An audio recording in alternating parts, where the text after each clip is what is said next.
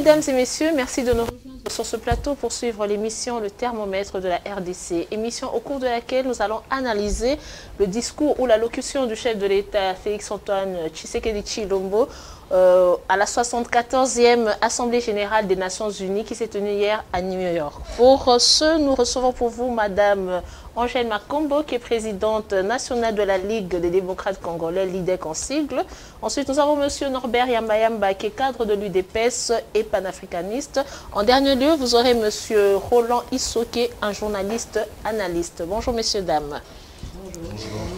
Voilà, nous allons commencer par la première question que je vais adresser à Monsieur Roland Isso. C'est de savoir, peut-on dire que nous avons l'avantage d'avoir un président marketeur et diplomatique? Dans les sciences politiques et beaucoup plus dans des relations communicationnelles, je pense que le président a fait montre d'une grande probité dans ce domaine-là. Et beaucoup plus intéressant d'avoir un président qui sait vendre son pays. C'est ce que nous avons suivi hier lorsqu'il a pris parole et il a dit ce qu'il fallait dire. Je pense qu'il est mieux de dire qu'il a réellement vendu son pays. Et il a fait montre d'un aspect de dignité que l'on doit à ce peuple congolais. C'est un aspect très important que nous avons perdu il y a de décennies passées. Et lorsqu'il prit parole à la tribune, j'ai pu revoir encore une fois ce peuple digne, ce peuple qui doit être respecté. Et lorsque le président a pris dans le contenu, dans l'ensemble de son adresse, on a su comprendre que le Congo avait encore sa place dans la tribune des Nations Unies et dans le concert de nations, parce qu'il a de produits à vendre et il a à commercialiser ce produit, d'autant plus que le retour sera sa valeur et sa dignité, sa place dans le monde.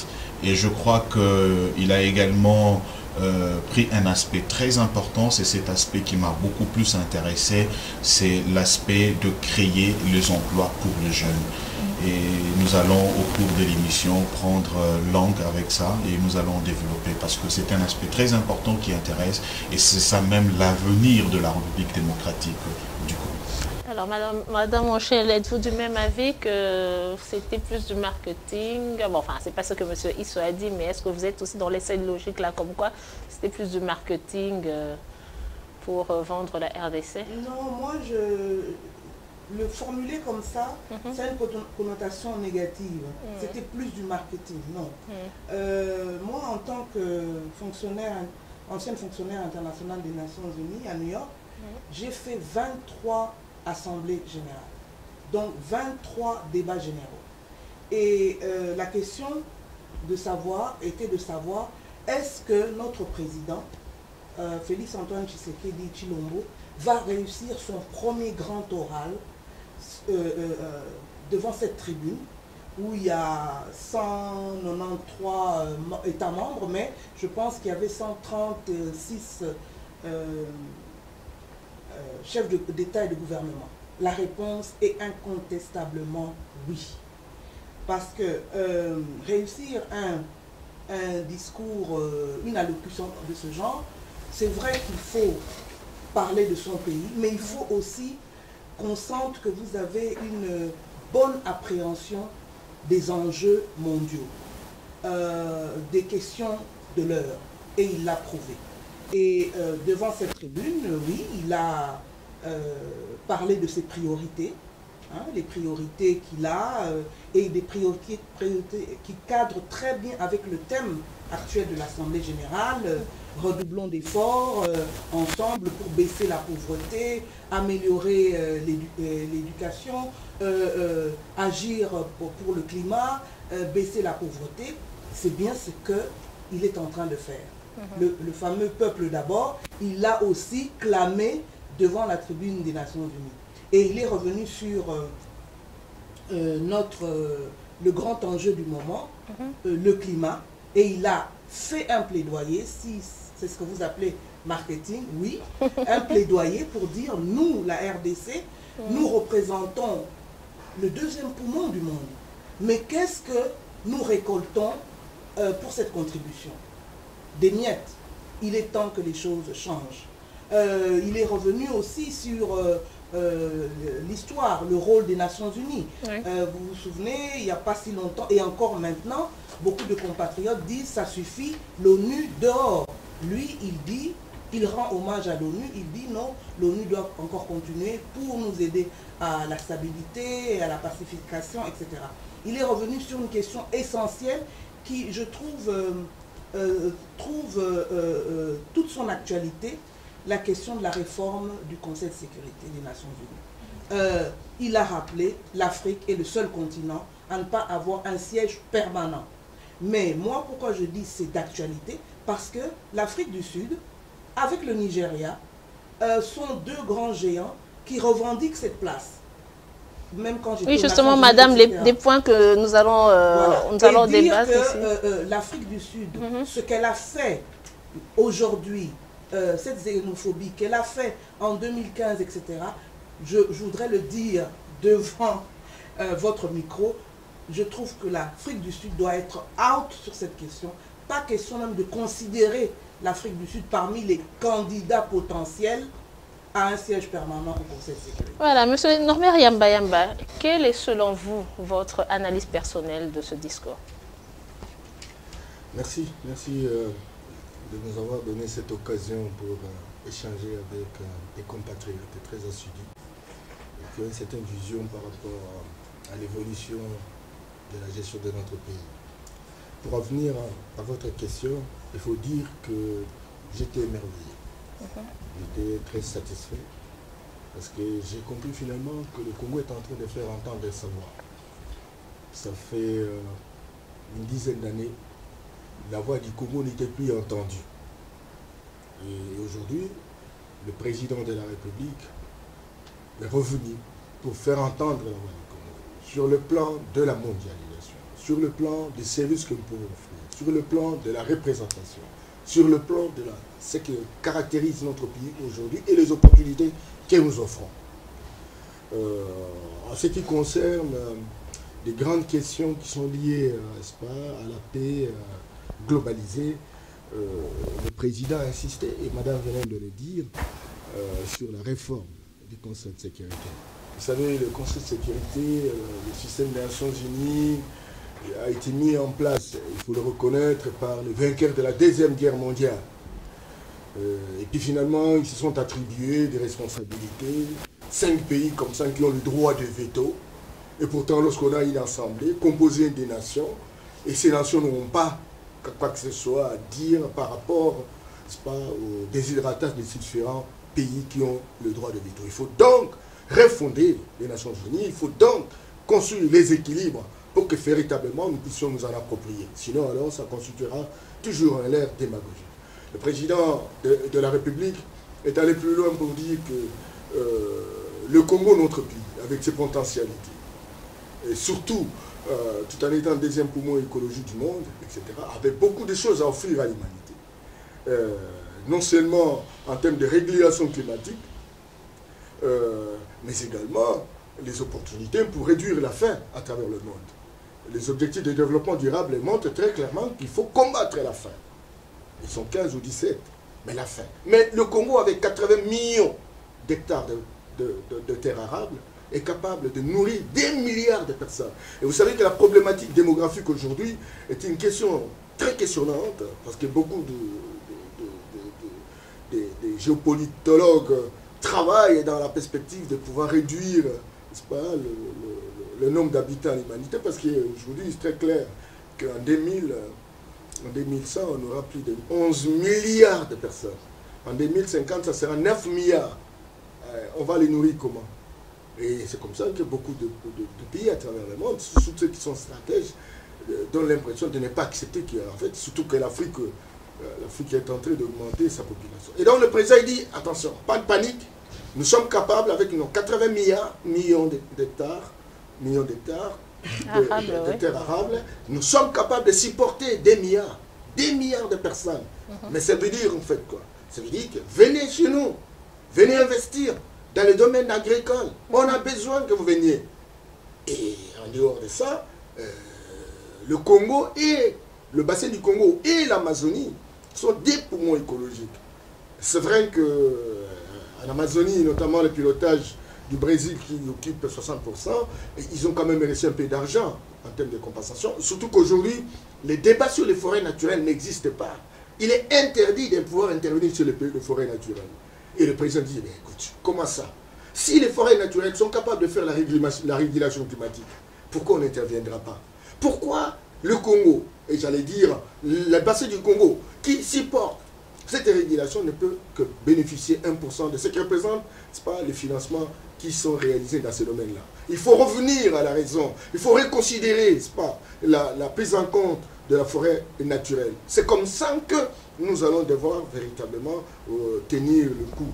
Il a également, et je termine par là, insisté sur le fait que, oui, la préservation, oui, la protection de la forêt, mais cela ne peut pas exclure le développement. Parce que quand vous êtes à l'est, madame, vous avez du pétrole dans le parc de Virunga, du pétrole à une forte densité.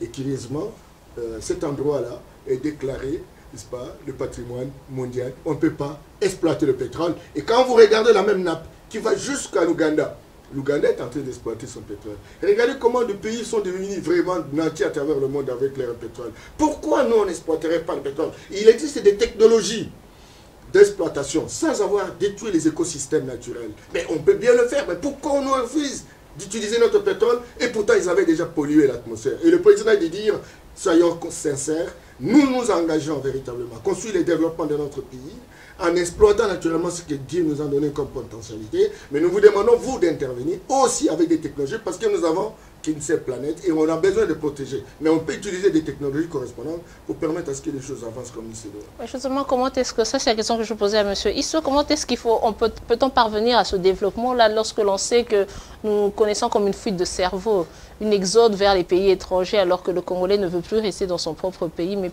va plutôt vers d'autres pays. En interne, comment réussir ce développement-là? Merci madame. Je voudrais revenir sur un aspect très important. Madame la Présidente a relevé un élément ici, parler du grand oral du Président de la République, comme c'était sa première sortie, qui était une réussite, évidemment. Elle parlait du marketing dans un sens beaucoup plus péjoratif, non, Madame? Non, j'ai dit la façon qu'elle a... finir. Non, non, là vous déformez mes propos. Je vous en prie, la façon dont j'ai posé la question. C'est Madame qui a formulé. C'est Madame qui a formulé. Ok, on va... mais Madame a formulé. C'est de ça que je veux parler tout à l'heure. Voilà. Donc, le contexte était beaucoup plus péjoratif dans le sens de la question. Parce que vous êtes revenu en me donnant également raison du fait que le président de la République a fait une sortie qui était tout à fait une réussite, d'autant plus qu'il a réussi à vendre son pays et à l'intégrer dans le sens de la dignité de l'homme congolais et de le revoir en plus. Aujourd'hui, lorsque vous allez par exemple en Afrique du Sud, la plus grande expertise dans le domaine médical, vous allez retrouver peut-être 60% de médecins qui sont là, de médecins compétents, ce sont les Congolais d'ici. Vous allez sous d'autres cieux, dans le pays voisin, à l'étranger, vous retrouverez l'expertise de Congolais. Pourquoi? Parce que dans notre propre pays, on ne veut pas prendre en considération l'expertise. On ne veut pas prendre en considération, mettre le Congolais dans la valeur qui le représente lui en tant que Congolais aujourd'hui. Je suis en face de moi avec un invité de tout le temps que j'ai reçu, spécialiste dans le domaine de la climatologie, dans le domaine de l'agronomie, de l'agriculture, ainsi de suite. Une main experte pour la République démocratique du Congo. Vous avez madame qui est en face de moi, madame Rachel Macomb, experte, qui est fonctionnaire international. Elle a une expertise de 20 ans, donc elle représente quelque chose pour les pays. Donc nous devons, dans ce cadre-là, le pays, la République démocratique du Congo, doit en effet mettre tous les fils du Congo ensemble. Le président a parlé de l'inclusivité.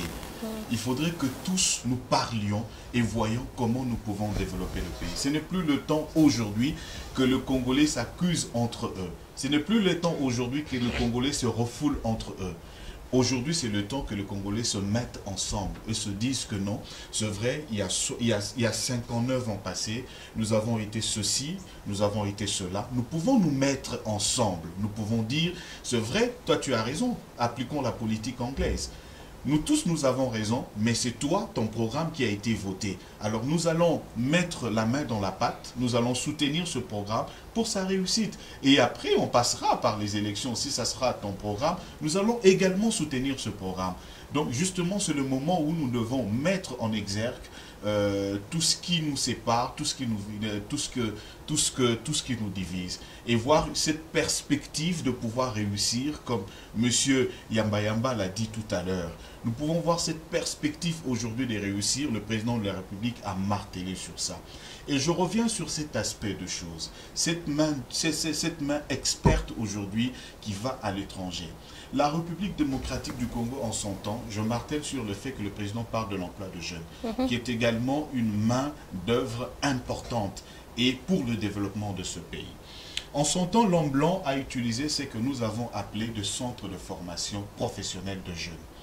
Et ce centre de formation professionnelle ont été implantés pratiquement dans presque toutes les circonscriptions ou tous les districts ici en République démocratique du Congo. Et vous avez ce centre qui forme de jeunes spécialistes par exemple dans la mécanique, dans l'automobile, spécialistes par exemple dans la menuiserie, dans la cordonnerie. Ainsi, ces centres sont là pour former ce jeune. Lorsque vous faites un tour aujourd'hui, allez revoir tout ce centre de formation professionnelle de jeunes, vous retrouverez qu'ils sont spoliés et presque n'existent plus. Mais le rêve de tout aujourd'hui des résidences. Non, mais justement, le rêve de tout Congolais aujourd'hui, de tout enfant congolais, on va dire, c'est de finir les études des humanités et d'aller à l'université pour faire le droit, la médecine. Justement, c'est ça, en fait. C'est comme ça que le pays aura un déséquilibre dans le fait qu'il n'y a pas de spécialiste de métier. Et ce spécialiste de métier, ce sont ces gens-là que nous en avons besoin dans la société pour donner cette impulsion. Pour booster justement ce développement. Tout le monde ne peut pas être architecte. Voilà. Il faut qu'il y ait de maçons. Tout le monde ne peut pas être patron. Il faut qu'il y ait également de cordonniers. Et c'est comme ça. Il y a de cordonniers patrons. Il y a de grandes maisons de cordonnerie qui existent aujourd'hui. Des gens qui sont sortis de ces écoles de formation professionnelle de jeunes. Allez faire un tour à Bandal. Précisément, vous êtes dans le centre professionnel de Bandalungwa, spolié par une église, par un pasteur, que je cite ici en passant, parce que non, on va pas citer des noms comme non, s'il vous plaît. L'évêque Pascal Mukuna.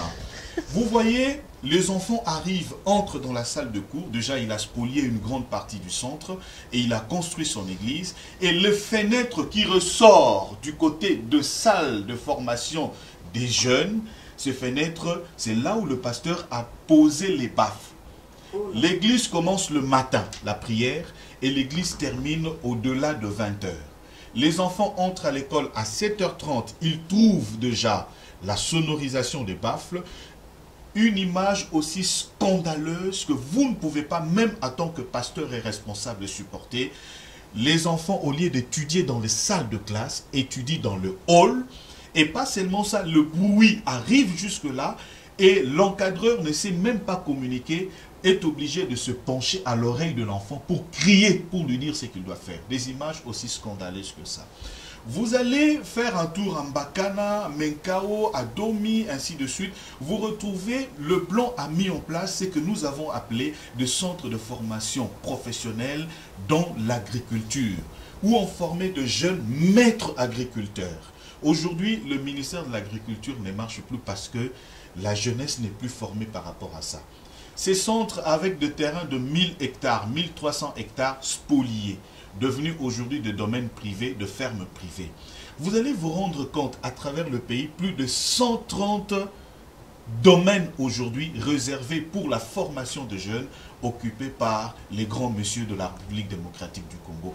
Où est la formation de jeunes? Où est l'emploi des jeunes? Je félicite le président de la République. Il en fait une priorité. D'autant plus qu'il faudrait maintenant que ce jeune passe par là.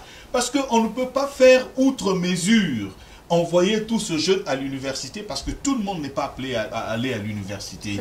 Que de passer par ce centre de formation, priorité de priorité, pour que nous ayons une jeunesse responsable. pour que nous ayons une jeunesse de qualité. Je cite un exemple. Madame a un parti politique aujourd'hui. Et dans ce parti politique, les jeunes qui arrivent pour la plupart, ce sont des jeunes parfois, vous regardez, qui se disent que je viens gagner la vie ici dans ce parti politique.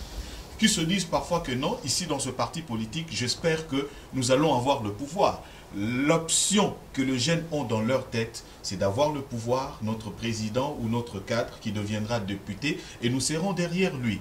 Mais si cette option pour quel de programme formation justement habite également dans nos partis politiques, je crois que nous allons commencer à orienter ces jeunes et seront utiles dans la société. Et je suis tout à fait d'accord parce que c'est une première aujourd'hui. Après toutes ces décennies, M. Yamba Yamba l'a relevé. Madame également a fait montre de cela. Il y a de débats.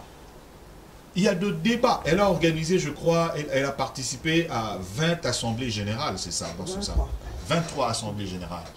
Et tout autour, il y a de débats même autour du pays, la problématique de la responsabilisation de jeunes dans un pays. Et pour l'Afrique, c'est important, et particulièrement pour le Congo. Plus de 60% de la population de la République démocratique du Congo est constituée de jeunes. Alors, il faut s'y pencher. Et je suis tout à fait d'accord que le président s'y penche, que ça soit une priorité de priorité. Justement, nous parlons des jeunes, nous allons rester là. Madame, le président parle d'une adéquation entre l'enseignement et l'emploi. Et est-ce que vous ne trouvez pas que c'est possible, disons que cela n'est pas impossible, disons que c'est pas possible dans le sens qu'on trouve que de nos jours, les universités forment plus de demandeurs d'emploi que de créateurs d'emploi? Mais justement, ça doit devenir une priorité de réaliser cette adéquation-là. Bon, que des jeunes aient envie de faire droit, économie, c'est une bonne chose. Mais est-ce que ce jeune-là, à la sortie, avec sa licence de droit, d'économie, etc., trouvera du travail? Donc, il faut, quand le jeune est sur le point d'avoir son diplôme d'État, déjà au niveau des lycées, des collèges. Des cycles d'orientation. Voilà, il faut des cycles d'orientation, mais surtout, moi j'ai pu bénéficier de ça en montant tout le temps. Vous avez des chefs d'entreprise qui venaient au lycée. Oui, qui venaient prendre. À l'Institut Sainte-Thérèse de Lisieux où j'ai terminé, qui s'appelle Kambamba aujourd'hui, qui vous expliquait, voilà, moi, je suis chef d'entreprise, je suis dans tel secteur, voilà ce que je fais, etc. Pour ouvrir un peu l'horizon des jeunes qui se disent, voilà ce que je peux faire. Et la question essentielle qu'il faut demander à un jeune, parce que pour vraiment se réaliser professionnellement, s'épanouir, il faut faire ce qu'on aime. Bon, mais en choisissant ce qu'on aime, il faut se dire quelles sont les compétences dont j'ai besoin. Et puis, il faut absolument que les jeunes se disent que le diplôme, ce n'est pas une fin en soi. Il faut continuer à apprendre. Or, les jeunes aujourd'hui, vous en verrez, j'en vois qui viennent au parti, pensent que leur diplôme, c'est un passe-droit. National licence langage, je dois avoir le meilleur job. Ils ne veulent même pas commencer comme... au bas de l'échelle, on va dire. Conseiller municipal ou quoi, ou assistant d'un conseiller dans un ministère. Non, eux, ils visent tout de suite. Ils veulent être ministres, eux aussi.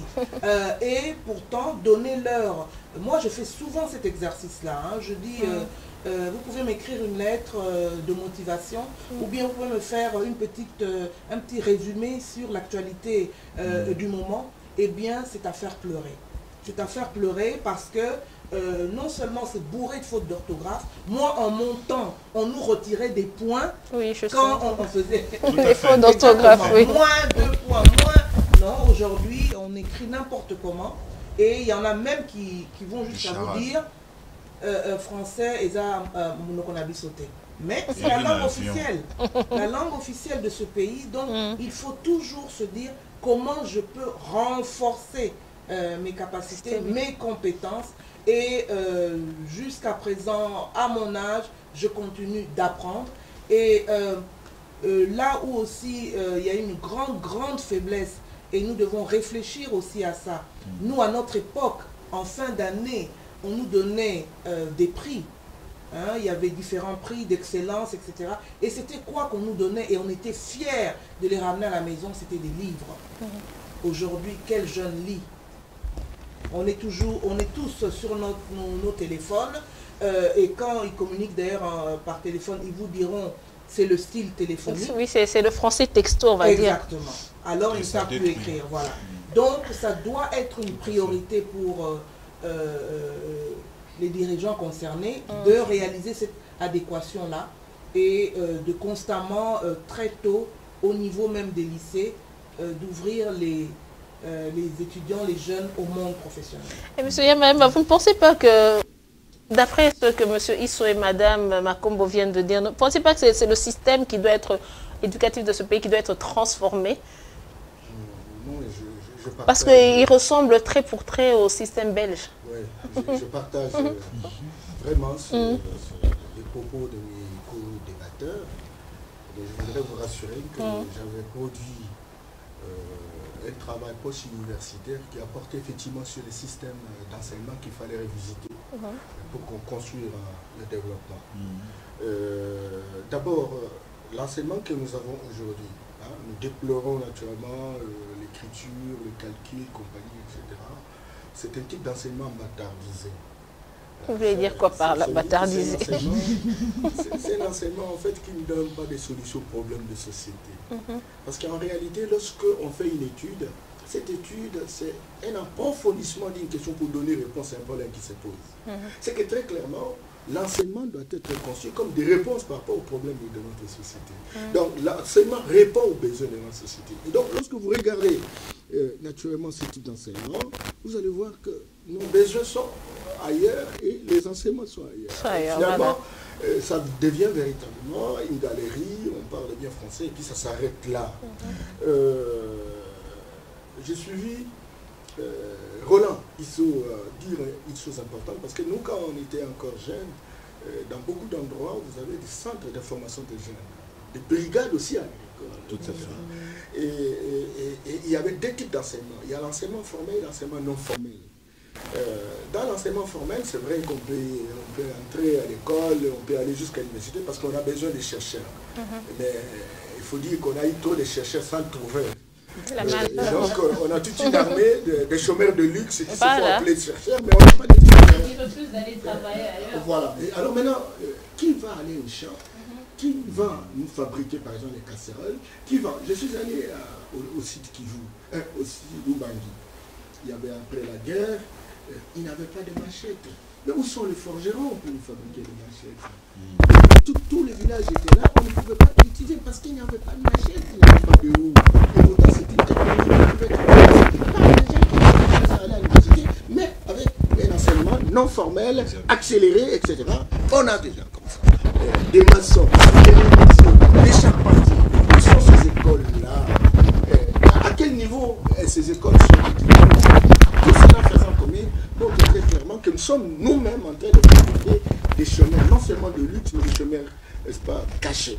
Et le président de la République a pris l'option, je crois que l'ont rappelé, que désormais, nous devons travailler dans le sens, n'est-ce pas, d'oser nos jeunes de certaines capacités de pouvoir être utiles dans la société. Mais nous allons également travailler dans la perspective de mettre de publicité ce que nous avons comme opportunité, notamment les minéraux stratégiques. Nous les avons 14, nous sommes au-dessus du monde entier, 14 minéraux stratégiques. Nous avons 80 millions de terres arables. Nous avons des potentialités, même au niveau par exemple de l'eau, la pêche, etc.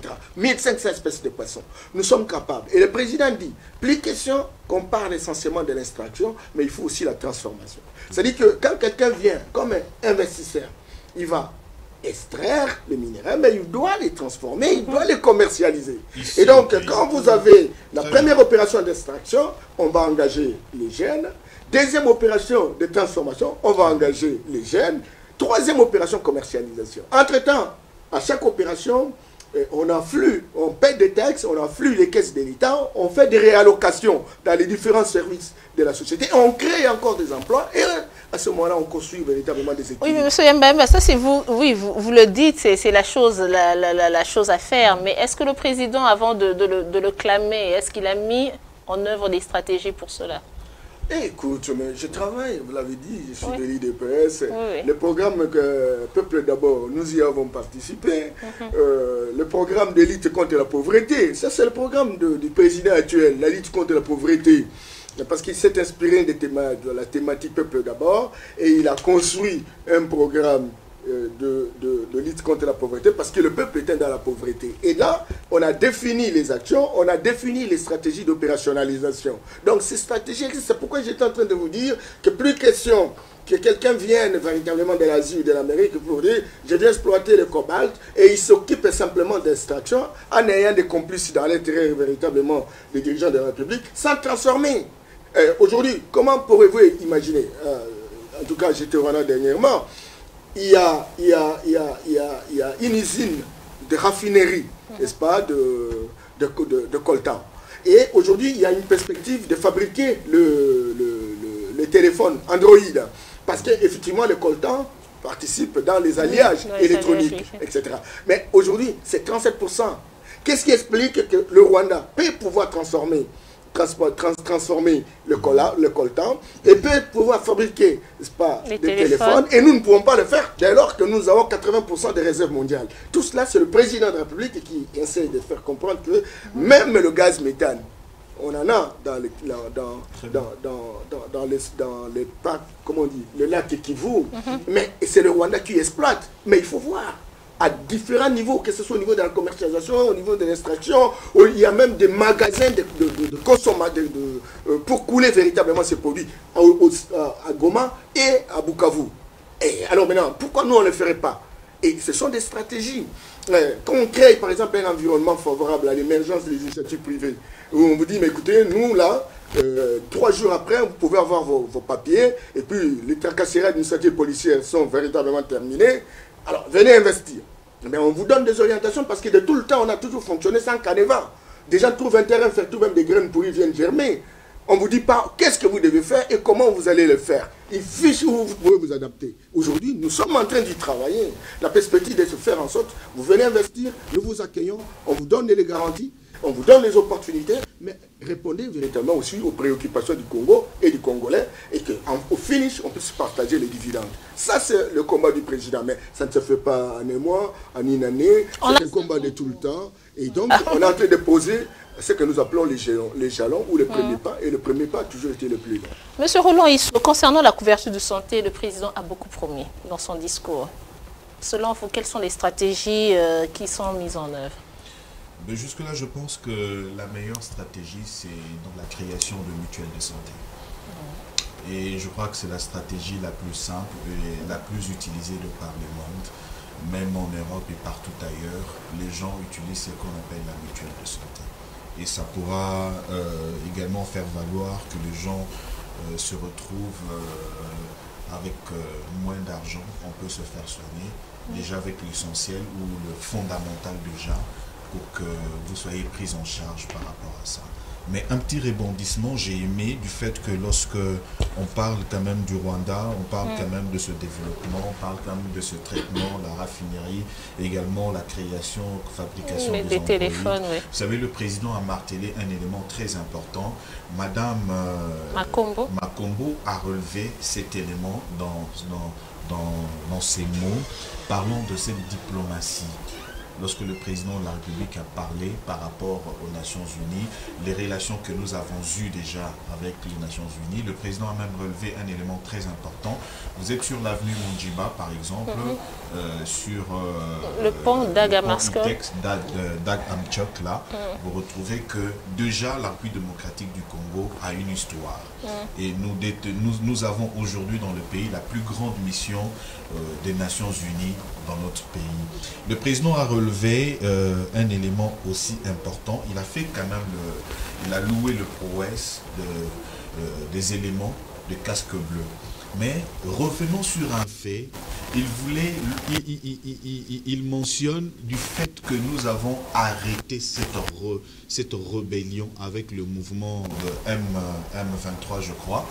Il a parlé de la brigade d'intervention. Et si nous pouvons revenir à la formule de la brigade d'intervention, ça sera également bénéfique pour la République démocratique du Congo, puisque nous retrouvons à l'est du pays plus de 130 groupes armés. Et ce n'est pas facile. Ce n'est pas facile de retrouver plus de 130 groupes armés à l'est. Et dans ces éléments, vous avez compris sa diplomatie de créer des relations de bon voisinage. Il l'a relevé. De ma prise de fonction, j'ai accéléré les missions diplomatiques avec le pays voisin pour que nous puissions voir comment la République démocratique du Congo, dans sa transversalité avec 9 voisins, peut arriver à vivre en bons termes, relation de bon voisinage avec les autres. C'est un élément très important. Parce que la plupart de ces groupes armés, lorsque vous le retrouvez, ils ont de quartier général, ils ont de bases arrières, vous le retrouvez également dans les autres pays voisins. Et si nous il a parlé de ralliement avec le Daesh, par exemple. Vous retrouverez cet élément-là. Et la création également de cette brigade régionale entre le pays de la région, ça pourrait également favoriser. Et c'est ça qui favoriserait également l'essor de la République démocratique du Congo à l'Est. Déjà depuis 1994, vous savez, c'est que le pays est en train de subir à l'est du pays. Et tout ce temps, il n'y a que de bruit de guerre, de déplacement de population, des villages qui sont vidés, ainsi de suite, l'épuration de la population congolaise à l'est du pays. Donc, c'est pour dire que la République démocratique du Congo est en train de prendre son essor maintenant par rapport à cette situation. Et parce qu'ils ont fait une priorité, je crois que dans les jours qui viennent, nous pouvons sourire déjà à l'est du pays par rapport à cette situation. Donc, moi je suis tout à fait d'accord que le président a fait une sortie honorable.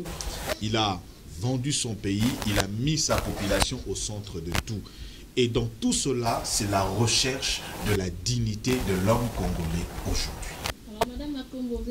Et que les mutuelles de santé sont la solution même pour ce problème de couverture de santé dont a parlé le président. Moi, tout à fait, c'est une solution, mais nous qui aimons beaucoup organiser des états généraux, des forums, il faudrait peut-être organiser aussi sur la question. Mais je voudrais mettre l'accent sur la contribution dans le domaine de la santé, des centres de santé qui sont de proximité qui sont essaimés dans nos quartiers. Et nous-mêmes, nous avons un centre de santé à Yolo Sud. Et ce qui est désolant, c'est de voir à quel point ces centres, comme d'ailleurs d'autres entreprises, ces centres sont victimes de tracasseries administratives. Vous savez, à longueur de journée, parce que je suis là, je suis gérante de ce centre, nous voyons défiler qui quelqu'un vient de la commune, de prévoyance sociale, qui vient de la zone de santé, qui vient de la DGI, etc., avec des ordres de mission. Et la première fois, j'étais ahurie. Vous lisez l'ordre de mission, il y a plusieurs personnes qui sont dans l'équipe, et on met en noir et blanc en bas que les frais de transport sont à la charge, à votre charge. Voilà. Et puis, chacun vient, on a un staff, pas nombreux, mais un staff. Ils nous réclament maintenant pour chaque contrat de travail qu'on leur paye 60 $. Au nom de quoi? Sur la base de quel texte? Et quand mon équipe discute, non, Toro Kitissa, 35. Mais pourquoi même ce montant-là? Je suis dans le domaine de la santé, j'ai une entreprise, je contribue parce que nous offrons aux habitants de l'agglomération des contrats de mutualité. On dit, vous versez par exemple 20-25 $, eh bien, papa, maman, 3 enfants et tout ont droit aux soins, etc. Donc c'est un palliatif devant les lacunes ou les défaillances que notre système de santé a. Non, à la place de ça, nous avons des tracasseries qui sont autorisées ou qu'on laisse faire. Donc je pense que dans ce domaine-là, comme dans d'autres, il faut, quand le président parle d'emploi, oui, sa vision est bonne, sa volonté, on la sent.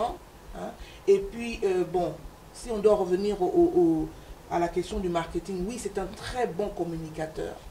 Il a cette capacité-là. Au niveau de ses compatriotes, regardez, comme je dirais, le malheur, le tabac qu'il a fait en Belgique, etc., mais aussi avec les partenaires bilatéraux et multilatéraux.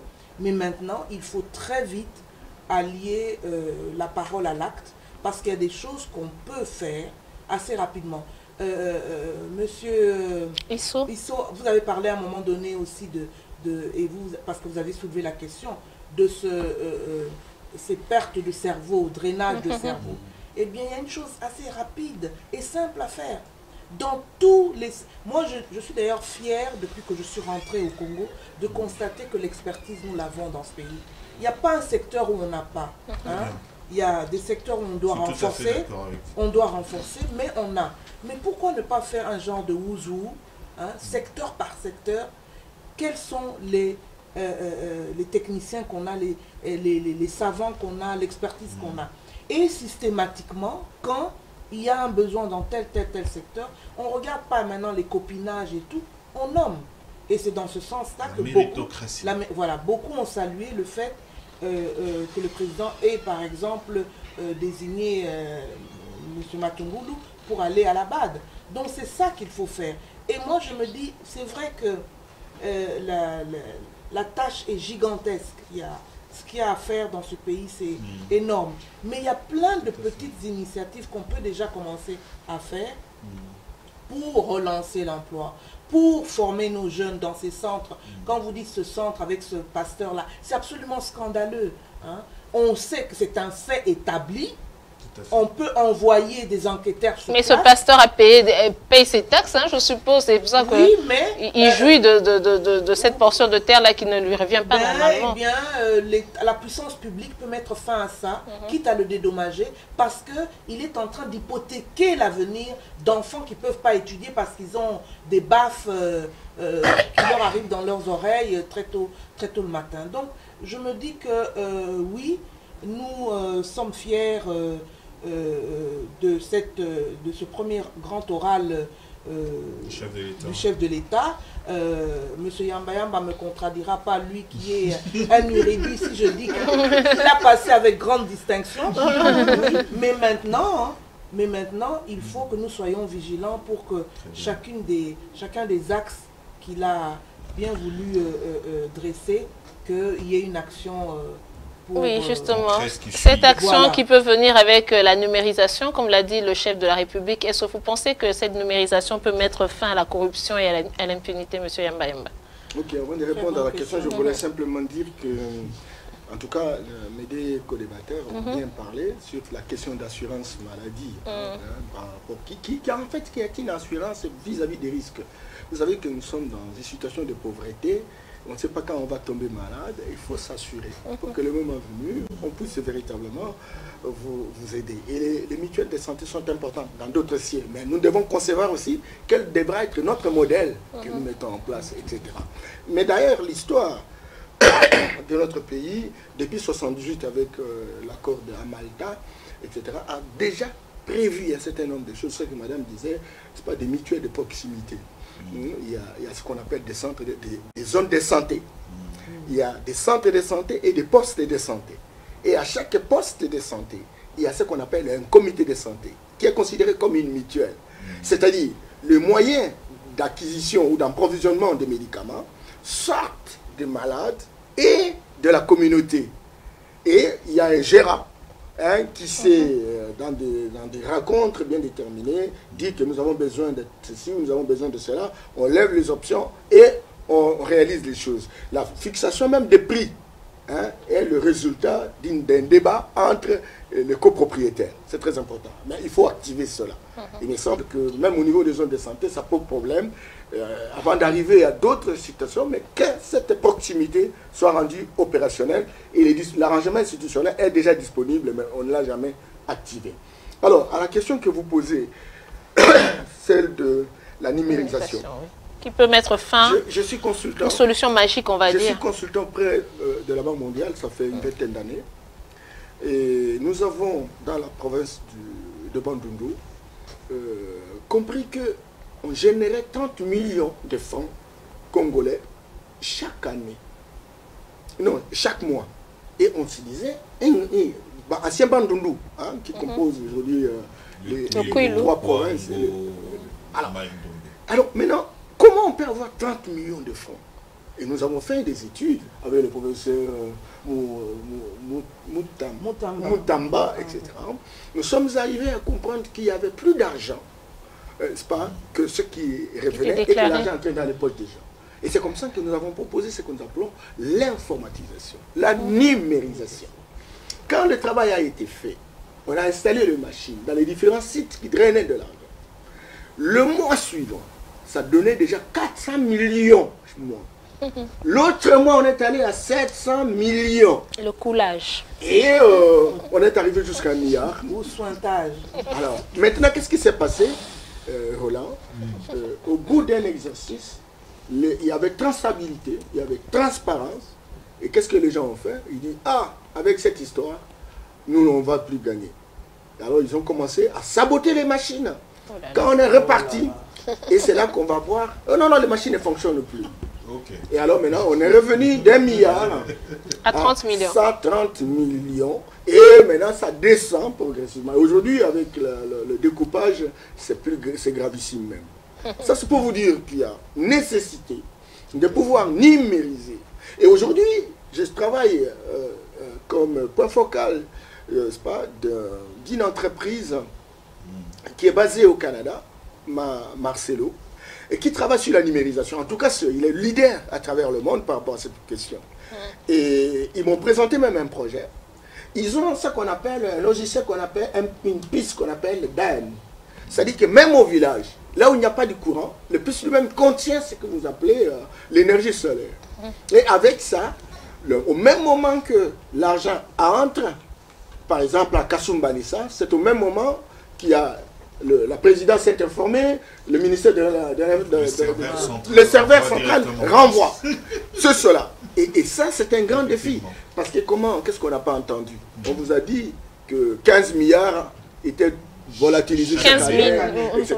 Et j'avais entendu même le Premier ministre à l'époque qui disait que si on bancarisait en proportion même de 40%, on peut avoir 20 milliards de dollars. Un panel de chercheurs disait, si on réduit la corruption à 30%, on peut avoir l'année suivante 55 milliards. C'est que très clairement, la numérisation devient un grand défi pour le président. S'il arrive, encore que nous sommes là justement pour l'encourager, de manière à aller très opérationnellement pour que cela se matérialise. Sinon alors, on va drainer de l'argent, on va drainer. Pouvez-vous imaginer, madame, le président Félix arrive au mois de janvier, et que là, le budget de la République, il a été prévu que la télécommunication va drainer de 106 milliards de francs congolais. Un mois après l'arrivée du président de la République, les gens craignant les histoires, on a inventorié jusqu'à 126 milliards de francs congolais. Et pourtant, toute l'année, il a été prévu 106 milliards. Vous comprenez là qu'aujourd'hui, même ceux qui sont en train véritablement de faire des enquêtes autour de la gratuité, on peut arriver à le faire. Et le président a la volonté, il ne se trouvera jamais dans les complotations pour faire couler de l'argent dans la République. Encore que chacun de nous... Oui, mais monsieur Norbert, pas lui, mais comme tout à l'heure vous avez parlé de sabotage de machines, il faut le dire vrai aussi que aujourd'hui, la personne même qui est chargée d'entretenir ce marché, ces machines-là, ou de concevoir ce logiciel à lui-même aussi peut être soudoyé par une personne afin que ceux qui entrent ne soient pas ceux qui est déclarés nécessairement. Non, mais c'est comme ça que, madame, la société est conçue dans un partage des rôles. Chacun devra jouer sa partition. Aujourd'hui, nous avons l'inspection générale des finances qui est rattachée à la présidence. Nous avons la Cour des comptes. Nous avons la société civile au travers des contrôles citoyens. Nous avons les partis politiques qui font aussi les monitoring de l'action publique. Nous avons également l'Assemblée nationale et le Sénat. Au niveau provincial, nous avons des assemblées provinciales. Nous avons la société civile. Nous avons ces différents services. Il faut que chacun joue sa partition. Le président de la République peut avoir la bonne volonté, encore qu'il donne l'impulsion. Et il est en train véritablement de le faire. Mais encore que nous tous, nous puissions comprendre qu'aujourd'hui, plus que jamais, on a besoin de redorer le blason de notre pays. On a besoin de montrer que nous sommes un leader qui était à genoux mais qui est debout aujourd'hui. Et la capacité de persuasion et la volonté très volontariste du président. Tout à fait. Si tout le monde pouvait aussi s'engager dans la même direction, je pense, on pourrait avoir des résultats. Donc justement pour oui, parce que je pense que le problème, c'est l'engagement de la personne. Justement, aller dans le sens de la numérisation, c'est également une grande solution pour le pays, dans le sens de coulage de recettes. Madame a parlé de sointage. On va parler de sointage, effectivement. Regardez le résultat aujourd'hui pour une gestion de la ville de Kinshasa pendant 12 ans. L'ère Kimbuta aujourd'hui. L'OD de la ville de Kinshasa est incarcéré. Le ministre provincial de Finances incarcéré également parce qu'il y a eu des détournements de fonds. Pendant autant d'années, on a pu avoir des taxes, on a pu prendre tout ce qu'on pouvait prendre, on a pu mobiliser tout ce qu'on pouvait mobiliser, on a payé ce qu'on appelle ici à la ville de Kinshasa avec les véhicules. On a tout fait. Des vignettes, et ainsi de suite. On a créé la DGRK, on a créé de fonds, et ainsi de suite. On a mobilisé. Et à un certain moment même, l'OCC pouvait mobiliser l'argent pour la salubrité de la ville de Kinshasa, mais détourné. Aujourd'hui, avec la numérisation, vous allez comprendre qu'il y a quand même une solution par rapport à ça. Les 15 milliards de dollars qui étaient qui disparaissaient chaque année, évaporés. Regardez, du côté de la télécommunication, on déclare 100 et quelques, et après le président arrive, le montant augmente. Le code du pays utilisé par ces sociétés de télécommunications, il paye combien à l'État congolais? La société nationale même de télécommunications ne marche plus. Mais ce sont des télécommunications privées qui ont utilisé des années et des années le code du pays 243. Et qu'est-ce qu'ils ont donné au pays? Détourné. Vous avez Kabila Mouzé qui arrive. Il a fait juste quelques 2 ans et demi, 3 ans, mais il a pu travailler avec le fonds propre. Ça ne nous mène pas à réfléchir par rapport à ce qui se passe dans notre pays, qu'on peut booster beaucoup de choses avec le fonds propre. Le président Félix arrive, 8 mois, le programme de 100 jours est annoncé, le programme de 100 jours travaille, mais c'est le fonds propre avec le FPI. Justement, vous parlez de fonds propres. Non, la question aussi, c'est une question subsidiaire. Avec la numérisation, la République démocratique du Congo, dans son budget, fonds propres, peut arriver à mobiliser 50%. La République démocratique du Congo peut arriver à mobiliser 50%. Justement, je rebondis sur ce mot-là de fonds propres pour vous dire que, pour poser cette question de savoir, est-ce que ce n'est pas possible? Vous ne trouvez pas que nous sommes toujours dans ce système de la politique de la main tendue? Parce que quand le président dit ce programme, par exemple, bénéficiera de l'appui stratégique et financier de l'ensemble des partenaires et de l'accompagnement du programme des Nations Unies. Là, vous parlez des fonds propres, mais vous ne pensez pas que lorsque dans ce discours, on retrouve au moins quand même... tout à fait, il y a toujours un accompagnement extérieur, il y a toujours un accompagnement international qui arrive pour vous mettre dans le rail, pour vous surveiller de respecter le programme. Nous avons connu il y a peu également une déviation dans le programme, dans l'exécution du programme gouvernemental. Vous le savez, avec Matata, on a également connu un problème avec les institutions financières internationales. Le programme gouvernemental était établi. Matata arrive, il bouleverse le programme, il commence à attaquer dans les dépenses urgentes. Et dans les dépenses urgentes, nous avons perdu autant de milliards avec cette histoire ici comment on a appelé ça, de Bukangalonzo.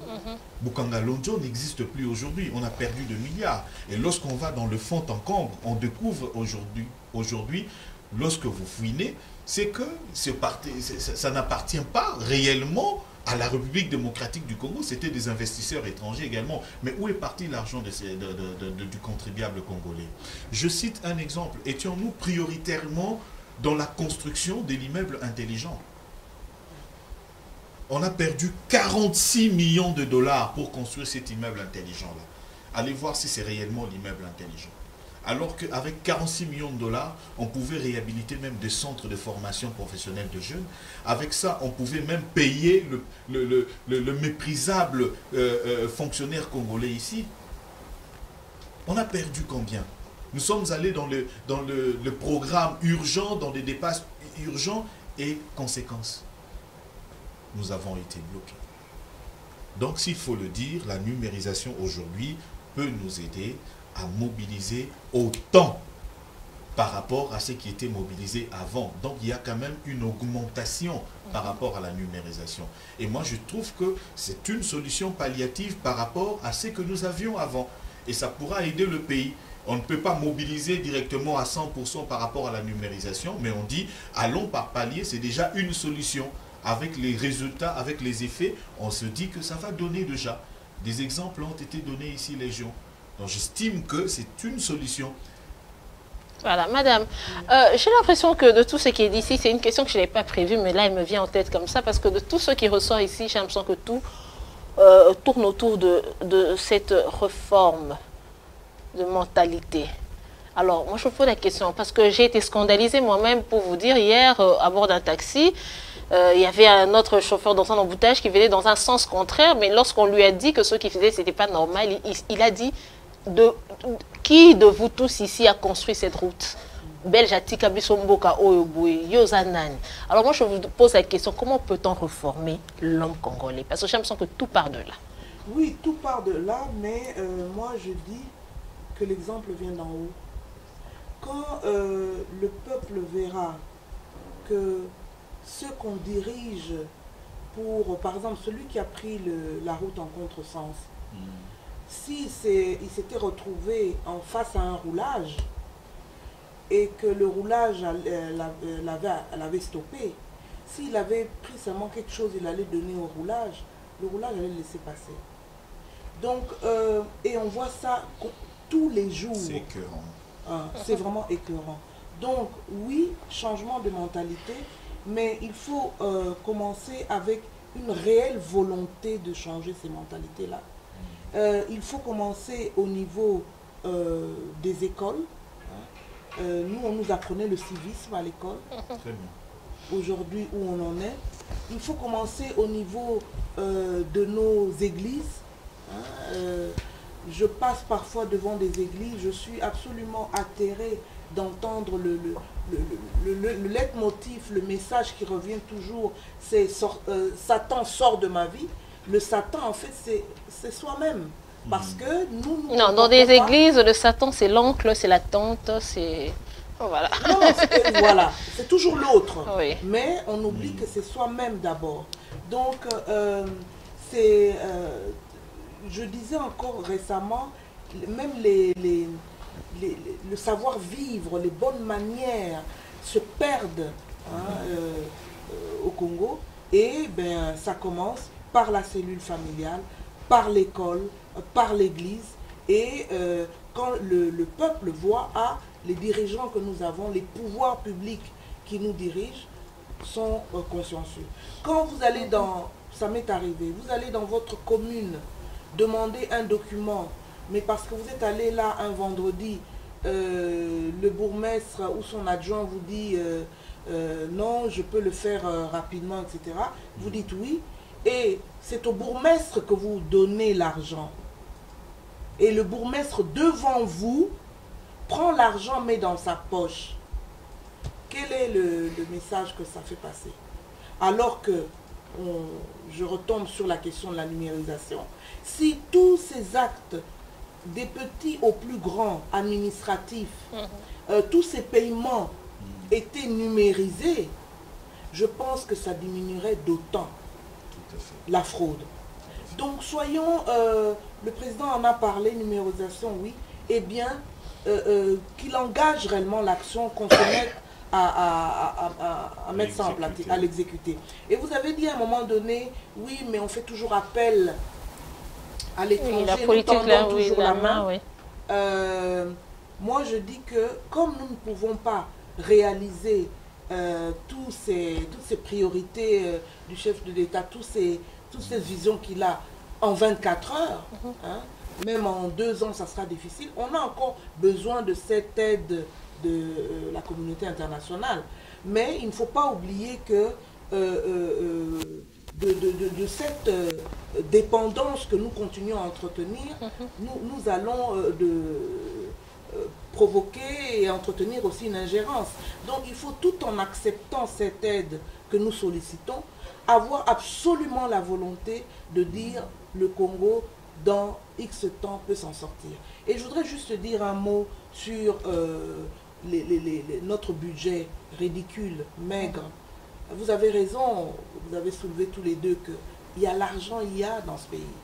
Il faudrait aussi, dans ce domaine-là, avoir une brigade financière peut-être dans le cadre du mécanisme de l'inspection générale des finances, je n'en sais rien, mais absolument enquêter partout où il y a eu ce genre d'exaction, de malversation, vous avez cité Bokangalonzo. Moi, chaque fois, parce que nous, au Conseil économique et social, on s'est penché d'ailleurs sur cette question qu'on a vu qui était mal pensée, mal conçue.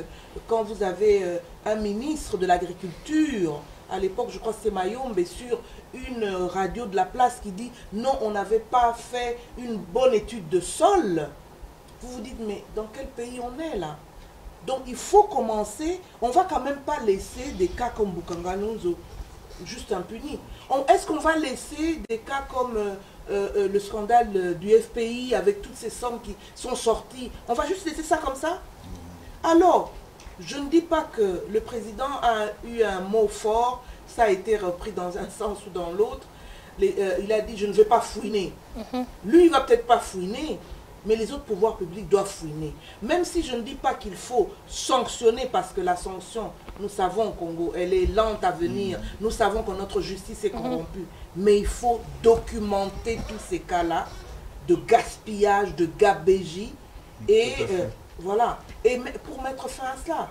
Parce que tant qu'on ne saura pas tel cas s'est déroulé de cette façon-là, voilà les gens qui ont été impliqués, etc., eh bien, on va recommencer les mêmes erreurs. Voilà, comme madame le dit, monsieur Yamba, j'ai l'impression qu'en RDC, ici chez nous, lorsqu'une personne est attrapée dans un forfait, on va dire, détournement, quoi que ce soit, la punition, c'est la prison et ça s'arrête là. Pourquoi il n'y a jamais remboursement? C'est ça justement le défi qu'il faut relever, mais je voudrais apaiser madame. Les gens qui se sont endettés chez FPI, oui. Même si le président dit qu'il ne va pas finir, c'est pas ça. Quand quelqu'un prend une dette, il doit la régler. C'est très important. Ça, c'est pas concerné. Ils doivent payer cet argent-là. Quand il dit qu'il ne veut pas finir, ça dit qu'à chercher dans les plus petits détails. Mais chaque institution a son rôle à jouer. Chaque institution a son rôle à jouer et chaque institution doit affirmer son leadership. La vision du président de la République, ce n'est pas faire de règlement des comptes. Le règlement des comptes. Mais en dehors du règlement des comptes, il y a la gestion normale de la société et quelqu'un qui a été responsable d'un auteur, d'un crime, doit pouvoir le payer. Cependant, je reviens par rapport à ce qu'on disait tout à l'heure. Pourquoi le président doit aller? C'est comme s'il faisait une sorte de mendicité internationale. Certains ont parlé d'infantiliser notre pays. Infantiliser, le terme employé. Mais ça, c'est un débat de quartier. C'est vraiment dommage que l'élite politique est restée dans un débat de quartier, d'aller dans le débat de prospérité. Nous savons que nous devons construire notre enracinement. Nous devons avoir notre fondation. On ne peut pas penser à un budget essentiellement avec ce qui vient de l'extérieur. Et le président met en place des mécanismes pour générer des ressources internes. Mais le Congo, c'est 80 fois la Belgique. Le Congo, c'est 4 fois 8 la France. 9 fois le Japon. Vous n'allez pas dans 5 ans terminer l'institution du Congo avec les moyens internes. Même si nous avions 400 milliards de dollars de budget, nous aurons toujours besoin de la solidarité internationale. Les États-Unis, madame, qui a travaillé, c'était la plus grande puissance économique et militaire du monde. Mais à la dette extérieure, l'équivalent de son produit intérieur brut.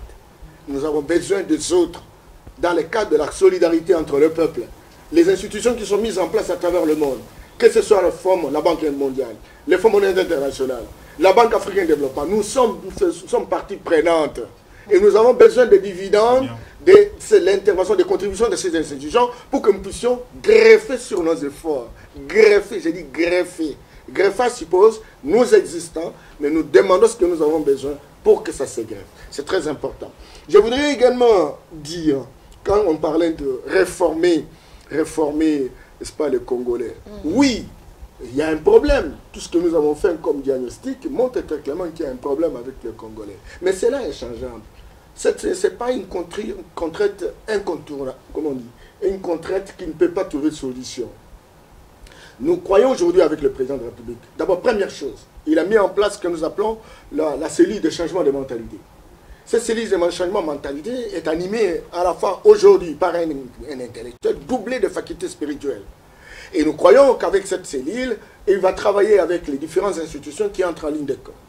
Le président, déjà à partir de Belgique, a annoncé qu'il devra mettre en place une agence de lutte contre la corruption. Cette agence, madame, devra fonctionner comme une brigade, comme vous l'avez dit. Et cette brigade va être en contact avec tous les différents services autonomes, mais de dissuasion, qui travaillent dans le cadre du monitoring, n'est-ce pas, de l'action publique. Et avec cette agence, on va mettre en place un système de surveillance mutuelle. Cette agence pourra même évaluer le travail, par exemple, de la Cour des comptes, l'inspection générale des finances, et évaluer même les dérapages de l'Assemblée nationale, du Sénat, à différents niveaux, pour demander aux cours et tribunaux d'agir avec autonomie, avec perspicacité. Si on se surveille mutuellement dans les différents secteurs de la vie nationale, je pense qu'il y aura traçabilité, je pense qu'il y aura transparence, et puis on va sauver ce qui est sauvable. Mais croyez-moi, lui-même, vous avez suivi son spot, c'est toujours pour faire comprendre aux Congolais. Ignotini la qui disent les latinistes. Celui qui ignore une chose ne peut pas la désirer. Allons avec la sensibilisation, mais aussi allons avec la dissuasion. Les cours et tribunaux doivent commencer à travailler. Les procureurs doivent se saisir toujours des dossiers. Regardez ce que nous sommes en train de parler de FPI. Ça fait combien de temps? Sur ces gens qui se sont endettés en FPI, eh bien, ils se sont endettés en fonction véritablement, n'est-ce pas, d'un certain délai. Et ces délais sont dépassés. Alors, quelles étaient les conséquences par rapport à ces contrats? Nous avons tous été des débiteurs de banque. Et quand vous êtes en banque, on vous dit, en dehors de tel délai. Quand vous êtes insolvable, eh bien, vous avez donné des garanties. Et sur base de cette garantie, on peut pouvoir aliéner ça. Mais pourquoi on ne le fait pas? Je pense qu'aujourd'hui, plus que jamais, avec l'arrivée du président de la République, qui croit et croit fermement, c'est pas, à l'établissement d'un état de droit, chaque institution qui a une responsabilité doit assumer et assurer son leadership. C'est comme ça que chacun de nous aura contribué pour que le pays avance. Le président de la République ne peut pas aller à Bafouassende, à 2000 km, ou à Walungu. Il faut que quelqu'un, le gouverneur de province, le maire de la ville, l'administrateur du territoire, les chefs de la chefferie, etc. Il faut que chacun fasse son travail. C'est très important. Mais encore que lorsqu'on est à Walungu ou à Ngweshe, s'il y a détournement, il faut que le tribunal qui est sur place là-bas puisse justement se saisir du dossier au travers le tribunal, le procureur, etc. Ça, on en a besoin. Et bien, il faut également que la société civile sur place, il faut que les gens qui établissent des dossiers et qui conduisent ces dossiers en bonne et due forme, qui remettent, si on se surveille mutuellement, si on ne donne pas ça les responsabilités au président de la République, quelqu'un me disait que non, chez nous, nous avons une vision des rois. Il n'y a que les rois qui peuvent faire tout. Non, il y a une répartition des rôles. Il y a une répartition. Les gens se renferment dans leur chambrette et oublient qu'ils ont des responsabilités. Est-ce que pour aller interpeller, par exemple, quelqu'un qui a pris l'argent au FPI, il faut que le président demande au procureur général de la République? Mais ça en odeur. Donc nous croyons que nous sommes en train de poser un premier pas, et le premier pas a toujours été le plus long. Mais en déant une année ou 2 ans, les choses devront fonctionner de manière optimale. Nous l'espérons. Monsieur Isso, le secteur de l'électricité pose beaucoup de problèmes ici en RDC, vous l'avez remarqué, puisque vous vivez ici, et surtout à Kinshasa, où nous avons des coins où on fait une semaine sans courant. Je parlerai particulièrement de mon quartier à Pigeon.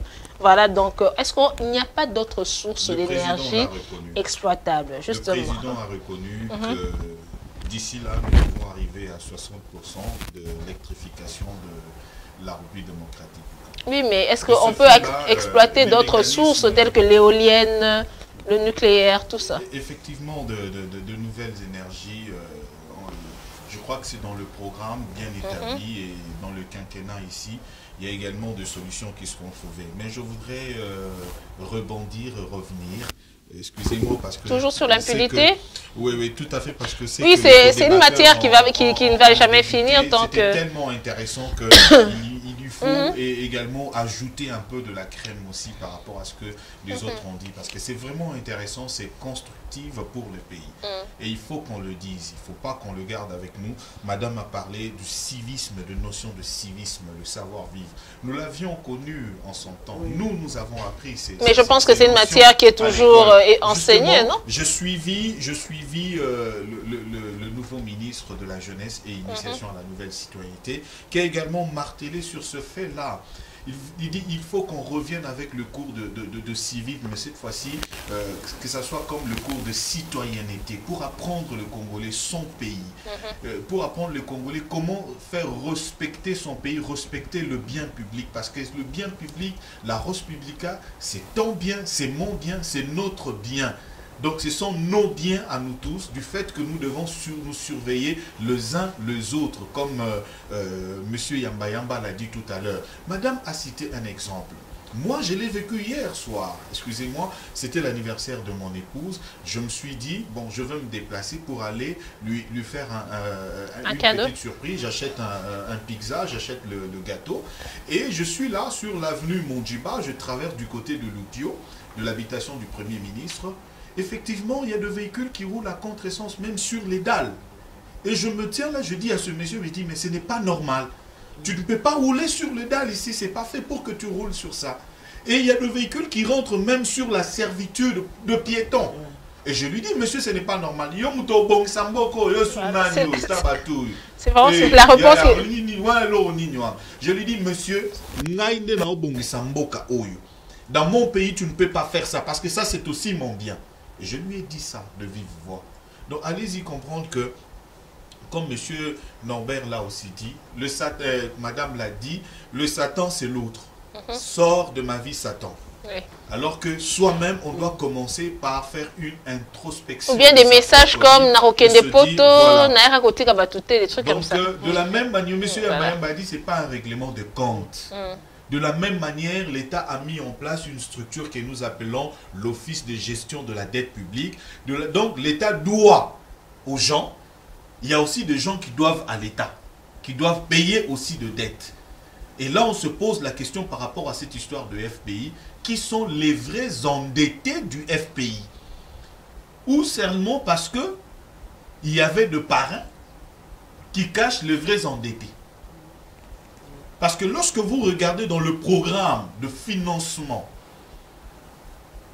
on va vous demander, on vous dit, mais il faut payer tel montant pour que votre projet soit accepté. Mais c'est quoi cette histoire? Il faut aller voir, il faut aller dans telle direction, il faut verser tel montant. Il faut aller voir tel directeur pour donner tel montant. Et tout cela, ça devient de concussion, de corruption. Parce que vous avez un parrain et ce parrain vous conduit. Et le parrain à lui-même, pour parvenir le dossier, il a déjà dans sa poche déjà 20 000, 30 000 dollars. Donc on demande de l'argent à celui qui en cherche. Et la plupart, aujourd'hui, allez-y vérifier, allez-y voir si réellement tout ce que nous voyons aujourd'hui là, ce sont les Congolais qui sont propriétaires. Et la plupart aujourd'hui, ce sont des expatriés qui prennent l'argent du FPI. C'est eux qui viennent de riches, de nouveaux riches. Et le Congolais, on ne sait même pas lui donner ce subside-là. On ne sait même pas lui donner ce fonds-là de travailler et de commencer à rembourser. Vous comprenez ça? Donc, toutes ces alimentations que nous voyons ici, ce n'est pas avec leurs fonds propres, ils débarquent avec de leur pays. Ce n'est pas la xénophobie, mais je suis quand même patriote, je suis nationaliste, je voudrais le dire. Il y a des Congolais qui ont également de bons projets, qui ont déposé des projets de financement au FPI. Ça fait 10 ans, ça fait 20 ans, 30 ans, ils n'ont jamais eu de financement. Les projets sont bloqués parce qu'ils ne savent pas comment donner 500 dollars ici, comment donner 1000 dollars là-bas. Et ça, c'est incongru, le pays ne peut pas marcher de cette manière-là. Et je suis tout à fait d'accord parce que j'ai entendu également le ministre de la Jeunesse, Billy Kamba, le dire à propos de cette histoire ici de lutte contre la corruption. Le président va mettre également en place cette cellule-là.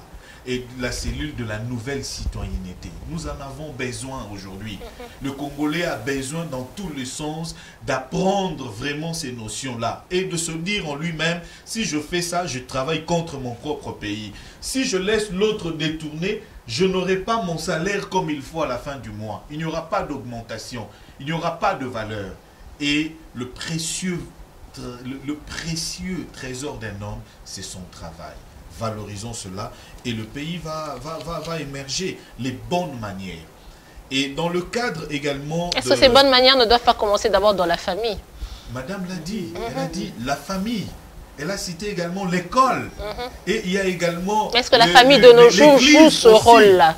Est-ce que la famille joue ce rôle? En fait, aujourd'hui, parler de la famille, il est tout à fait normal que plusieurs, aujourd'hui, des responsables, des parents sont démissionnaires dans le fait que, vous savez, aujourd'hui, c'est soit cette jeune fille-là, c'est elle qui mène le jeu dans la famille, c'est elle qui apporte l'argent, c'est elle qui fait tout, on ne sait pas lui dire quoi, le parent ne sait pas faire ceci, faire cela, mais la famille a encore sa place.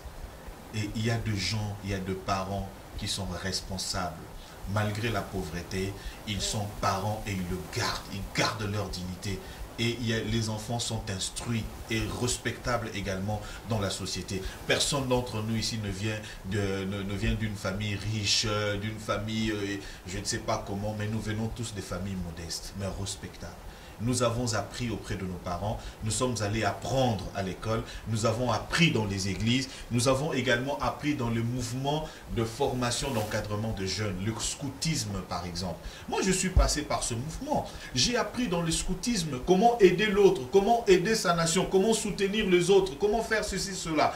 Et nous devons remettre tout ce mouvement-là. Ce mouvement doit reprendre leur travail dans ce pays pour encadrer le jeune, pour apprendre les gens les bonnes manières.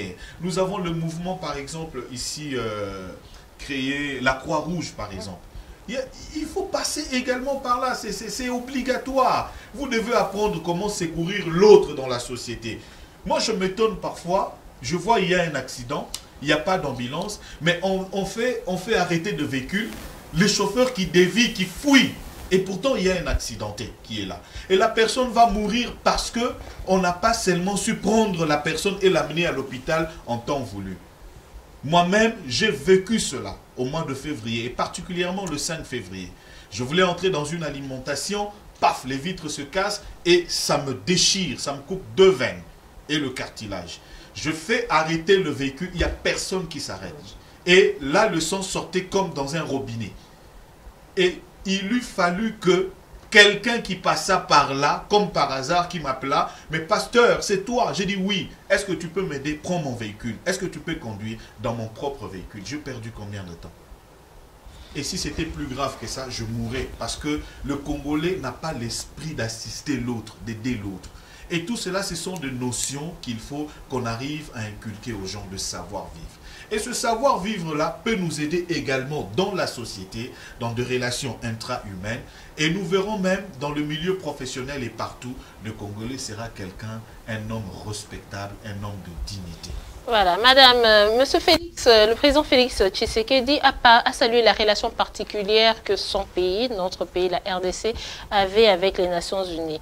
Alors, une question que le Congolais se pose souvent, qu'a-t-on réellement bénéficié des Nations Unies? Moi, je dis toujours que les relations de notre pays avec les Nations Unies, c'est une relation de je t'aime moi non plus. Nous critiquons cette organisation mondiale, mais nous sommes aussi des premiers à faire appel. Oui, toujours. Parce que à l'époque, c'était l'ONUC est venu ici à notre demande. La MONUC à notre demande. La MONUSCO suite de la MONUC.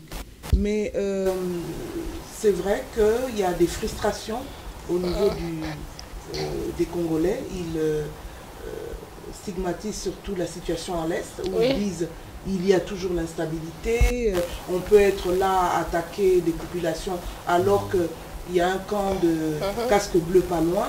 Souvent les casques bleus ne sont là que pour observer. Et c'est vrai que c'est regrettable. Les secrétaires généraux des Nations Unies qui se sont succédés ont eu aussi à relever ça, des insuffisances, des lacunes, il faut améliorer.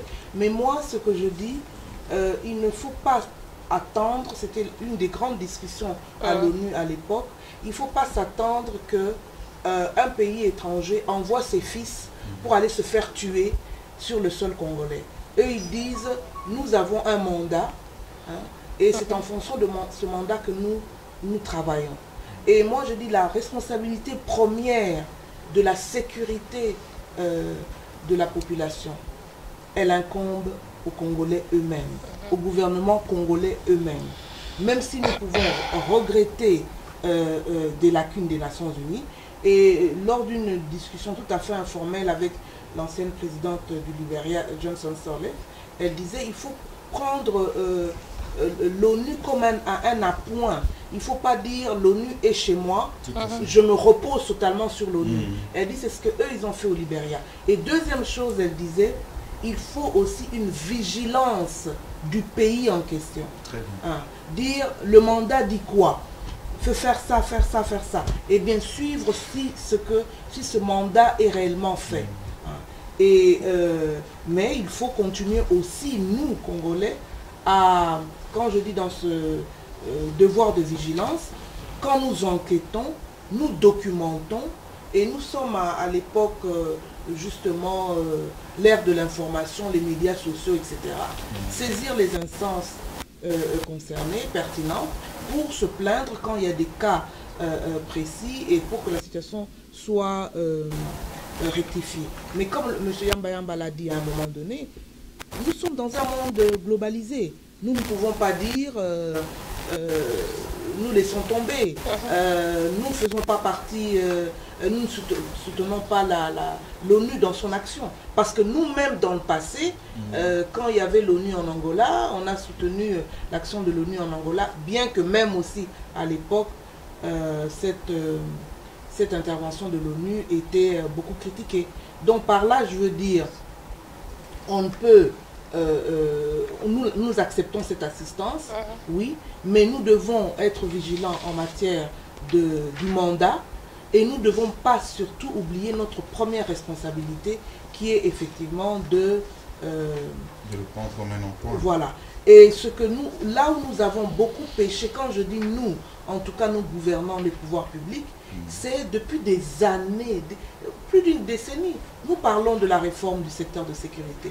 Nous en sommes où? Voilà un grand chantier dont il faut vraiment s'occuper. Et j'ai beaucoup aimé aussi là-dessus, le chef de l'État a eu à le dire à Bruxelles. Il a dit, il faut, c'est seulement depuis que je suis président, je le paraphrase, qu'il dit que je comprends combien on est injuste envers notre propre armée. Nous oublions leurs sacrifices, les conditions difficiles dans lesquelles ils travaillent, etc.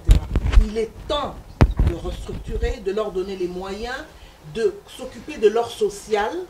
Il l'a montré d'ailleurs en s'occupant des camps, l'amélioration des camps militaires, les écoles, etc. Et c'est seulement comme ça que nous pourrons aussi avoir une armée forte qui pourra être à nos portes pour défendre la population. Alors, M. Yambemba, vous voulez rajouter quelque chose à cela? Parce que j'ai une question qui demande votre expertise. Voilà, c'est celle du président de la RDC a parlé de la RDC comme le dépositaire de 47% des forêts du continent. Alors, est-ce que nous avons des projets concrets pour capitaliser le bassin du Congo? Merci. Mais je voudrais, dans un premier temps, revenir à ce que... dire un mot par rapport à l'électricité dans notre pays. Oui. Le président a dit qu'un constat très mal. On n'est pas au-delà de 10% en termes de décès de l'électricité, qui sont de l'eau auprès de notre peuple. Ce qui est grave, j'allais dire gravissime. Et pourtant, nous avons 100 000 mégawatts. Nous avons la potentialité la plus élevée, presque du monde. 100 000 mégawatts. Aujourd'hui, il n'y a que 1400 mégawatts qui sont opérationnels.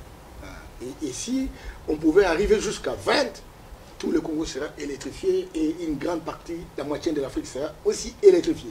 Et lorsqu'on y va à 40 mégawatts, pardon, et donc c'est toute l'Afrique, on peut vendre même cette électricité auprès d'autres pays d'Asie et d'Europe. Quand cela ne tienne, le président se bat pour qu'on y arrive, n'est-ce pas, à 20 mégawatts. 20 mégawatts. Et cela donnera une proportion de 60% de ce que représente le taux de décès. Mais écoutez, il n'y a pas que ça, parce que le Congo, c'est une méga nation. Nous avons 1437 entités territoriales décentralisées. C'est que très clairement, ce sont des petits pays. Ce sont des petits pays. Aucune entité territoriale décentralisée dans notre pays n'est moins que la République Sao Tomé-Principe. Même la chefferie qui est à Kanga ici, c'est plus que Sao Tomé-Principe. Ce sont des pays en fait. 1437. Comment électrifier ça? Il faut donc diversifier véritablement les sources d'énergie. Et dans les sources d'énergie, il y a, vous savez, nous avons l'uranium.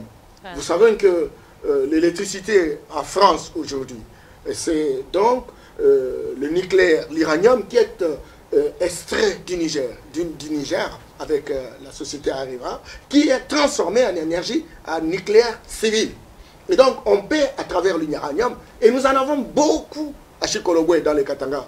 Et c'est ce qui a permis naturellement la fabrication de la bombe atomique qui a frappé Nagasaki et Hiroshima. Voilà. Donc, on en a, et il n'y a aucun pays à travers le monde dans ces potentialités. Deuxièmement, nous avons l'énergie solaire. Le soleil est gratuit. Moi, j'ai toujours dit, Dieu n'a pas été, n'est-ce pas, ingrat pour nous. Hein? Il nous a donné le soleil. Vous arrivez dans un pays comme l'Allemagne, en tout cas, 50% de l'énergie électrique distribuée, c'est avec le solaire. Vous atterrissez, vous voyez pratiquement toutes les toitures occupées véritablement par des panneaux solaires. Donc, vous arrivez au village, tous les espaces qui étaient destinés à faire des élevages, à faire les cultures agricoles, etc.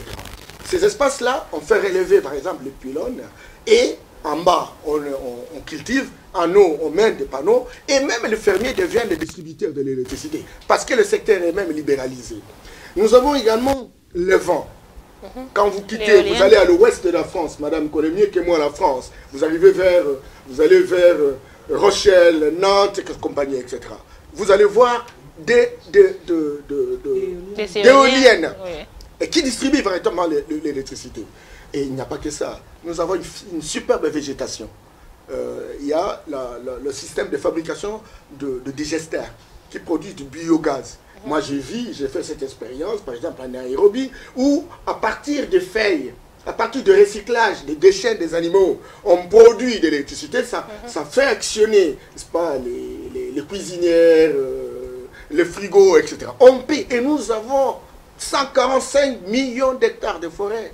On a la possibilité véritablement d'actionner cela. Et il n'y a pas que ça, les gaz méthane. Les Rwandais aujourd'hui ont de l'électricité à grande échelle parce qu'ils vivaient de la Ruzisidé, mais grâce à l'énergie de gaz méthane, actionnée sur base d'un appel d'offres, capté par les Indiens en proportion de 500 millions de dollars. Aujourd'hui, le Rwanda est en train de vendre au Congo-Kinshasa le gaz. Ce gaz que nous avons dans le lac Kivu. De sa caisse sur base d'un appel d'offres dans le cadre des partenariats stratégiques gagnant-gagnant entre l'Inde et le Rwanda. Donc, tous ces secteurs-là sont à diversité. Vous pouvez vous imaginer, madame, vous arrivez au Ghana, le seul barrage qui dessert l'électricité, c'est à Kosovo. Mais 637 mégawatts. 637. Et nous avons une potentialité de 100 000 mégawatts. 637. Lorsque vous êtes en Éthiopie, c'est le pays la plus grande puissance à l'est de l'Afrique. C'est 6 000, les barrages de la Renaissance. Et donc, si effectivement, encore que je suis très rassuré que le président est conscient que la transformation des ressources minières, la transformation de nos produits agricoles ne passeront effectivement que lorsqu'il y a disponibilité de l'électricité. Et donc, il engage sa responsabilité et celle de la nation de pouvoir aller dans cette direction. Je voudrais également dire que les cours de civisme, c'est bon, mais il faudrait sortir de les incantations. Il faut mettre en place des mécanismes, des stratégies innovantes. Regardez combien, il y a des partis politiques. Il ne faudrait pas que les gens vivent de chiens, comment on dit, chien-chat. Chien-chat. Hein? Les partis politiques sont là. Les ONG sont là, les médias sont là, les associations traditionnelles sont là, les associations culturelles sont là. Pourquoi on ne peut pas les associer? Pour que chacun, dans le rôle qui est le sien, joue sa partition dans le sens... Encore faut-il que chacun ait conscience de son rôle. Je voudrais également terminer par l'ONU. Vous savez, l'ONU a été mise en place par les vainqueurs de la Deuxième Guerre mondiale et qui ont cherché des mécanismes de pénétration dans nos pays. Et qui visiblement, au fil du temps, a évolué, parce que nous avons commencé avec le système des nations dans les années 1930. Et puis bon, aujourd'hui c'est l'ONU, ça a évolué, c'est vrai. Mais vous avez suivi que le président de la République compte beaucoup sur l'ONU. Mais il demande qu'il y ait une sorte de restructuration de l'ONU. Le Conseil de sécurité doit être retiré. Au même moment que nous voulons véritablement, parce que nous avons été aidés, j'ai beaucoup aimé, c'est pas la citation de madame, mais nous avons besoin de la monnaie comme aujourd'hui. La monnaie ne peut pas partir. Mais nous avons aussi besoin, effectivement, qu'à ce niveau-là, au lieu que ce soit des institutions idéologiques, que ça évolue pour que ça soit véritablement l'affaire véritablement de tout le monde. Et parce qu'il faut sortir de la logique d'agencification. Et aujourd'hui, on est très rassuré qu'il y aura révision. Tout simplement parce que les pays qui l'ont créé sont essoufflés, sont démodés. Vous savez, les États-Unis aujourd'hui avec Trump, il dit, mais écoutez, il faut remettre en question l'ONU. Nous ne pouvons plus donner l'argent comme par le passé, etc. Vous avez des gens comme la France avec Macron qui dit, non, non, nous devons revisiter pour permettre véritablement. Non, et la société est en train d'évoluer. Il faut capitaliser toutes ces évolutions. Encore qu'il faut avoir une voix pour dire que voilà ce que le Congo pense. Et le président a été à la hauteur parce qu'il a dit ce qu'il entendait véritablement. Voilà, monsieur, nous allons... Alors, en ce qui concerne le projet... Oui, justement parce que nous n'allons pas épuiser le sujet aujourd'hui qui est très vaste. Nous mais il y a aurons trop de beaucoup... projets, il y a trop de projets. Voilà. Et tout ce que j'étais en train d'énumérer dans le cas de l'électrification, ça fait partie aussi des projets. Aujourd'hui, la BAD, la Banque africaine de développement, est dans une perspective de pouvoir. Il n'y a pas que la BAD, il y a d'autres sociétés à travers le monde, même les Sud-Africains, sont en train de travailler INGA 3. L'idée, c'est de donner l'électricité hydroélectrique, tout simplement pour réduire naturellement les gaz à effet de serre et que nous ayons l'énergie propre. Nous avons le cobalt. Nous sommes en train de travailler dans la perspective que ce cobalt puisse servir à la fabrication de batteries. Et ces batteries doivent actionner les voitures électriques. Et la perspective demain, en tout cas à l'an 2030, c'est d'avoir des voitures électriques. Et nous serons véritablement le centre d'intérêt. Et voilà, comme je disais, vraiment c'est un sujet vaste. Et le discours du président, il y a des, disons, on va dire, il y a des secteurs que nous n'avons pas évoqué ici dans ce discours-là. Donc l'émission prend fin, malheureusement. Donc nous allons vous rappeler peut-être le lundi pour parler encore de cela, en espérant qu'il y aura déjà notre sujet d'actualité sur lequel nous allons débattre.